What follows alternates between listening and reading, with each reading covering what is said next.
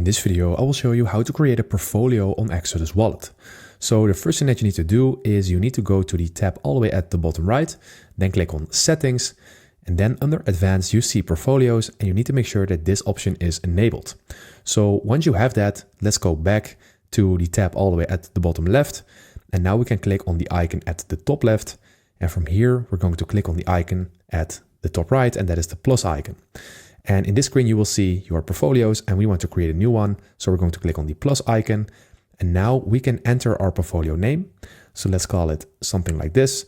Let's give it a color, and we can also select an icon. So let's say we want this. And after we have everything set, we can click on create portfolio.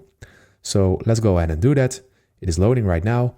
And as you can see, it is already on that new portfolio. And when we click on this icon at the top left again, we can see that we can switch between the different portfolios by just clicking on the name. And that is how you can easily create a portfolio on Exodus Wallet. So I hope this video helped you out. Please leave a like and consider subscribing, and then I'll see you in the next one.